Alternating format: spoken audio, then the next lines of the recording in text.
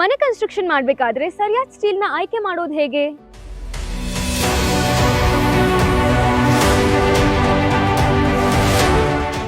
ಮನೆಯ ಕ್ರ್ಯಾಕ್ಸ್ ಹಾಗೂ structural problems ಯಾಕೆ ಬರುತ್ತೆ ಅಂತ ಗೊತ್ತಿದ್ಯಾ? ಸಿಮೆಂಟ್ ಬಾಡಿ ಆದ್ರೆ ಸ್ಟೀಲ್ ಆದ್ರೆ ಬ್ಯಾಕ್ ಬೋನ್. ಸರಿಯಾದ ಸ್ಟೀಲ್ನ ಆಯ್ಕೆ ಮಾಡಿಲ್ಲ ಅಂದ್ರೆ ಪ್ರಾಬ್ಲಮ್ಸ್ ಅಂತೂ ಶುರು ಆಗ್ಬಿಡುತ್ತೆ. ಬಿಲ್ಡಿಂಗ್ ಸ್ಟ್ರಾಂಗ್ ಇರ್ಬೇಕಂದ್ರೆ ಸಿಮೆಂಟ್ ಮಾತ್ರ ಸಾಲದು.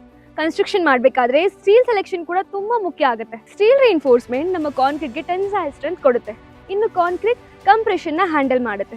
ಆದ್ರೆ ಟೆನ್ಷನ್ನ ಹ್ಯಾಂಡಲ್ ಮಾಡೋದು ಮಾತ್ರ ಸ್ಟೀಲ್. ಹೈಯರ್ ಗ್ರೇಡ್ ಸ್ಟೀಲ್ ಹೆಚ್ಚು ಸ್ಟ್ರೆಂತ್ ಅನ್ನ ಕೊಡುತ್ತೆ, ಸ್ಪೆಷಲಿ RCC ವರ್ಕ್ಸ್ಗೆ. ನಾವು Fe415, Fe500 ಹಾಗೂ Fe550 ಗ್ರೇಡ್ ಸ್ಟೀಲ್ನ ಯೂಸ್ ಮಾಡ್ತೀವಿ. TMT ಸ್ಟೀಲ್ನ ಯೂಸ್ ಮಾಡೋದು ಬೆಸ್ಟ್, ಯಾಕಂದ್ರೆ ಅದು ಕರೋಷನ್ ರೆಸಿಸ್ಟೆನ್ಸ್ನ ಜಾಸ್ತಿ ಕೊಡುತ್ತೆ, ಹಾಗೆ ಡ್ಯೂರಬಿಲಿಟಿನ ಕೂಡ ಜಾಸ್ತಿ ಮಾಡುತ್ತೆ. ಸ್ಟೀಲ್ ತಗೊಳ್ಬೇಕಾದ್ರೆ ISC ಮಾರ್ಕ್ಸ್ ಇದೆಯಾ ಅಂತ ಚೆಕ್ ಮಾಡ್ಕೊಳ್ಳಿ, ಹಾಗೆ ಹೆವಿ ರಸ್ಟ್ ಇಲ್ಲ ಅಂದ್ರೆ ಮಾತ್ರ ಬೈ ಮಾಡಿ. ಕ್ವಾಲಿಟಿ ಸ್ಟೀಲ್ನ ಆಯ್ಕೆ ಮಾಡೋದು ಮಾತ್ರ ಮುಖ್ಯ ಆಗಲ್ಲ, proper bar spacing, proper bending ಹಾಗೂ ಪ್ರಾಪರ್ ಕವರ್ನ ಕೂಡ ಆಯ್ಕೆ ಮಾಡೋದು ತುಂಬಾ ಮುಖ್ಯ ಆಗುತ್ತೆ. ಸರಿಯಾದ ಎಕ್ಸಿಕ್ಯೂಷನ್ ಇಲ್ಲ ಅಂತ ಅಂದ್ರೆ ಸ್ಟ್ರಕ್ಚರ್ ಸೇಫ್ಟಿ ರಿಸ್ಕ್ ಆಗಬಹುದು. ನೆನ್ಪಿಡಿ, ಸ್ಟೀಲ್ ರೇಟ್ ಟೆಂಪ್ರವರಿ, ಆದ್ರೆ ಸ್ಟ್ರಕ್ಚರಲ್ ಸೇಫ್ಟಿ ಮಾತ್ರ ಯಾವಾಗಲೂ permanent. Right steel, right spacing, correct execution, ಆಗ ಮಾತ್ರ ನೀವು ಕಟ್ಟಿರೋ ಮನೆ ಜನರೇಷನ್ ವರೆಗೂ ಸ್ಟ್ರಾಂಗ್ ಆಗಿರುತ್ತೆ. ಇದೇ ತರ ಕನ್ಸ್ಟ್ರಕ್ಷನ್ ರಿಲೇಟೆಡ್ ಇನ್ಫಾರ್ಮೇಶನ್ಗಾಗಿ ನಮ್ಮ ಚೆರಿಷ್ ಹ್ಯಾಪಿ ಹೋಮ್ ಪೇಜ್ನ ಫಾಲೋ ಮಾಡಿ.